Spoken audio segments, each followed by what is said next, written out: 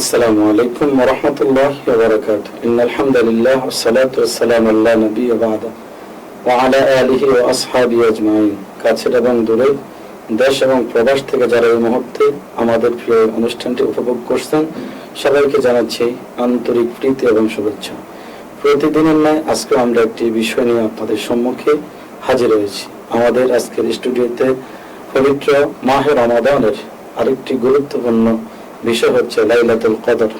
এই লাইলাতুল কদরের অনেক ফজিলত, অনেক গুরুত্ব, যার কোনো গুরুত্বের শেষ নেই। সেজন্য এই গুরুত্বপূর্ণ একটি বিষয় নিয়ে আলোচনা করবেন কুমিল্লা ইমাম বুখারী জামে মসজিদের সম্মানিত খতিব মুফতি দেলোয়ার হোসেন সাইফি। আমরা মুহতারামের সাথে পরিচিত হচ্ছি। আসসালামু আলাইকুম ওয়া রাহমাতুল্লাহ। ওয়া আলাইকুম আসসালাম ওয়া রাহমাতুল্লাহি ওয়া বারাকাতুহু। কেমন আছেন? আলহামদুলিল্লাহ, আপনি কেমন আছেন? জি আলহামদুলিল্লাহ। আমরা জানি পবিত্র মাহে রমাদানের সবচেয়ে গুরুত্বপূর্ণ যে রাতটি, শুধু মাহে রমাদান নয়, আমি মনে করি সৃষ্টি জগতের মধ্যে সবচেয়ে গুরুত্বপূর্ণ একটি রাত এবং সবচেয়ে ফজিলতপূর্ণ একটি মর্যাদাপূর্ণ রাত হচ্ছে লাইলাতুল কদর।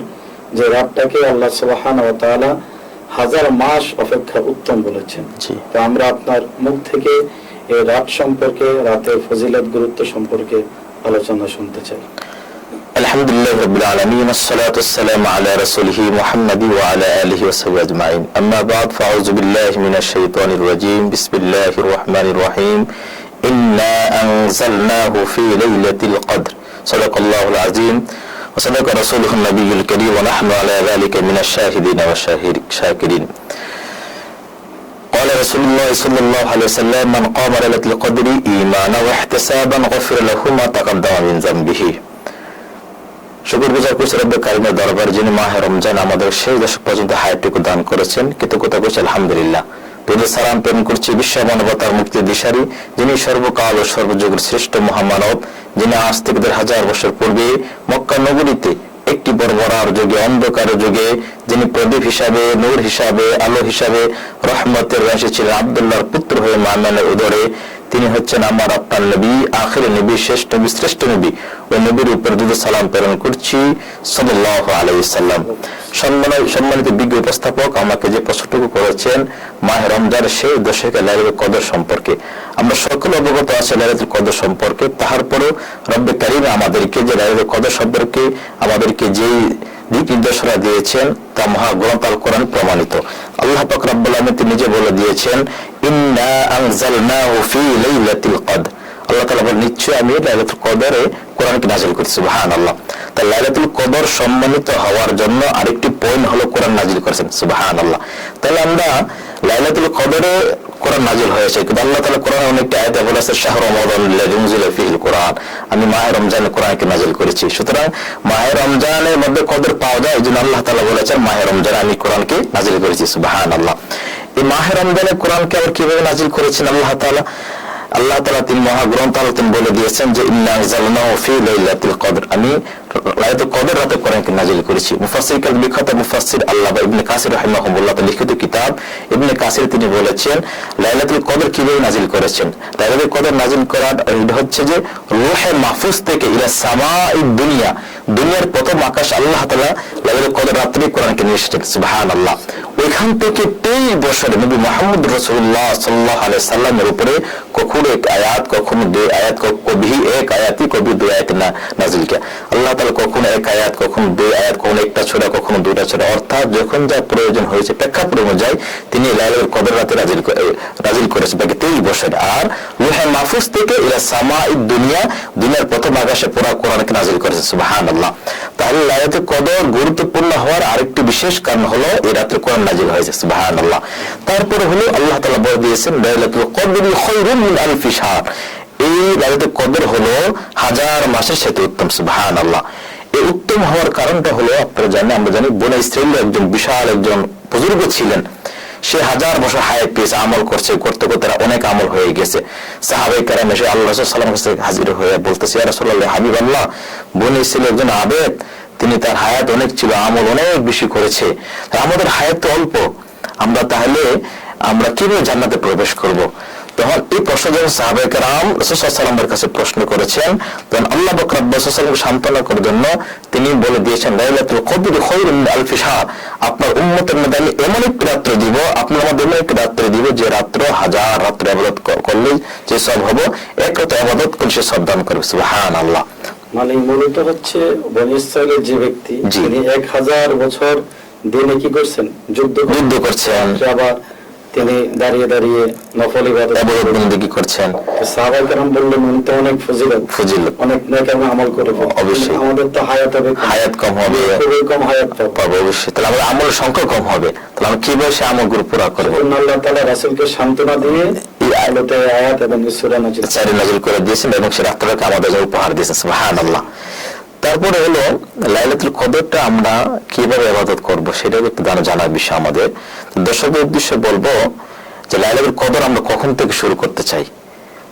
মহাগ্রন্থ আল কুরআন আল্লাহ তাআলা বলে দিয়েছেন যে হাত্তা মাতলাইল ফজর, ফজর পর্যন্ত আল্লাহ তাআলা তার রহমত তার লাইলাতুল কদরে তার উম্মতের মধ্যে তার জাতির মধ্যে পৌঁছতে থাকে, অর্থাৎ পুরো বিশ্বের মধ্যে, অর্থাৎ ইলা তুলুইশ শামস, সূর্য উদিত হওয়া, সূর্য ডুবে যাওয়ার পর থেকে শুরু করে হাত্তা মাতলাইল ফজর, ফজর পর্যন্ত আল্লাহ রহমত এবং বরকত এবং মাগফিরাতের ফেরেশতারা উম্মতের সাথে সাথে থাকে। সুবহানাল্লাহ।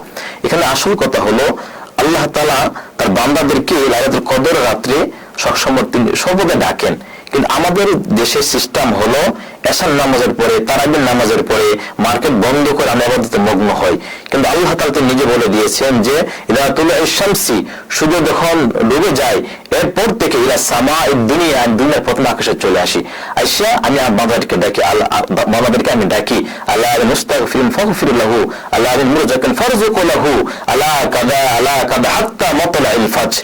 রব তিনি নিজে বলতেছেন যে আমি সূর্য অস্ত যাওয়ার পর থেকে শুরু করে ফজর পর্যন্ত আমি বান্দাদেরকে ডাকি, কি আছে আমার কাছে ক্ষমা চাইবা, তুমি ক্ষমা চাও তোমাকে আমি ক্ষমা করে দিব, কার রিজিকের অভাব তুমি রিজিক চাও তোমাকে আমি রিজিক অভাব দূর করে দিব, কার অসুস্থতা থাকে তুমি সুস্থতার জন্য আমার কাছে প্রার্থনা করো, আমি তোমাকে প্রার্থনা কবুল করব। তো রব আমাকে ডাকে, কিন্তু আমি রব দিনের প্রথম আকাশে চলে আসে সন্ধ্যার পরেই, আর আমি আসি এশারের পরে, রাত 10টার পরে, 12টার পরে, 1টার পরে। এটা যেন আমাদের মাধ্যমে না হয়, নির্দিষ্ট একটা সময়কে বেঁধে নিচ্ছি। হ্যাঁ, তারাবির পরে আমরা শুরু করতে হয় আবার বন্দেগী, লাইলাতুল কদরে, এরকম অনেকে করতে চায় না, আবার অনেকে করতেছে না। আবার দেখেন আল্লাহ তাআলা তিনি মহাগ্রন্থ আল কুরআনে বলে দিয়েছেন যে মহাগ্রন্থ সূরাতুল তাওবার একটি আয়াত আল্লাহ তাআলা বলে দিয়েছেন যে ওয়া ইবাদুর রহমানিল্লাযিনা ইয়ামশুনা আলা আরদি হাওনা ওয়া ইযা খাতাবাহুমুল জাহিলুনা ক্বালু সালামা। এই আয়াতের মধ্যে আল্লাহ তাআলা অনেকগুলো তার প্রিয় বান্দার গুণ বলছে। সূরা ফুরকানের মধ্যে অনেকগুলো গুণ হচ্ছে। একটা গুণ হচ্ছে ওয়া ইবাদুর রহমানিল্লাযিনা ইয়ামশুনা আলা আরদি হাওনা ওয়া ইযা খাতাবাহুমুল জাহিলুনা ক্বালু সালামা। এখানে সালামা কথা বলছে, একের পর এক অনেকগুলো গুণ বর্ণনা করেছে। করার পরে তিনি একটি গুণ বর্ণনা করছেন যে আমার কাছে ওই সমস্ত বান্দা এবং বান্দিরা প্রিয় যারা রাতের আধারে দণ্ডমান হয়ে অবনত অবস্থায় একাগ্রতার সাথে আমার সেজদা করে, তারা আমার প্রিয় বান্দা। সুবহানাল্লাহ। তাহলে আল্লাহ প্রিয় বান্দা হওয়ার জন্য আরেকটি সুবর্ণ সুযোগ হলো লাইলাতুল কদর রাত্রে। সুবহানাল্লাহ। আমরা যদি লাইলাতুল কদর রাত্রে শেষ রাত্রিগুলোতে তাহাজ্জুদ পড়তে পারি, কিয়ামুল লাইল করতে পারি, তাহলে অবশ্যই আল্লাহ তাআলা আমাদের সকলকে আমাদের জীবন জিন্দেগীর গুনাহগুলো মাফ করবেন এবং আমরা আল্লাহর প্রিয় বান্দা হইতে পারবো। সুবহানাল্লাহ। কারণ আল্লাহ তাআলা তিনি নিজে বলে দিয়েছেন আমার প্রিয় বান্দা হইতে চাইলে তোমার জীবনের 3টা কাজ করবা। ফরজ আমলের পরে আল্লাহর কাছে 3 জায়গা সবচেয়ে প্রিয়। 1 নম্বর হলো আফসুস সালাম, মানুষকে বেশি বেশি সালাম প্রদান করা। 2 নম্বর হলো মানুষকে খাবার খাওয়ানো। 3 নম্বর কিয়ামুল লাইল, রাতের আধারে অন্ধকারে নামাজ, অর্থাৎ তাহাজ্জুদের নামাজ।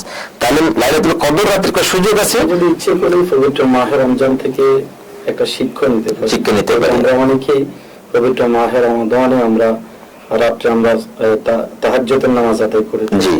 তো শুধু আমরা মাহে রমাদানের শেষ দশকে বা যে রাত্রে আমরা যে শুধু কিয়ামুল লাইল করব, তাহাজ্জুদ পড়ব, ব্যাপারটা এখানে যাতে করে সীমাবদ্ধ না থাকে। জি। আমরা এখান থেকে শিক্ষা গ্রহণ করে বাকি 11টি মাস যদি আমরা তাহাজ্জুদকে অভ্যস্ত করি, আশা করি আমরা দুনিয়া এবং আখিরাতে সাকসেস হতে পারবো। তো অল্প সময়ের মধ্যে আপনি আমাদেরকে যে নসিহত করেছেন, আশা করি আমরা ইনশাআল্লাহ আমরা পবিত্র মাহে রমাদানের যে বেজর রাতগুলো রয়েছে আমরা সেই রাতগুলোতে আমরা কিয়ামুল লাইলের মাধ্যমে আমরা ইবাদত বন্দী করে আল্লাহর সন্তুষ্ট, আল্লাহর নৈকট্য অর্জন করে আমাদের জীবনের গুনাহখাতাগুলো মাফ করার জন্য আমরা চেষ্টা করব।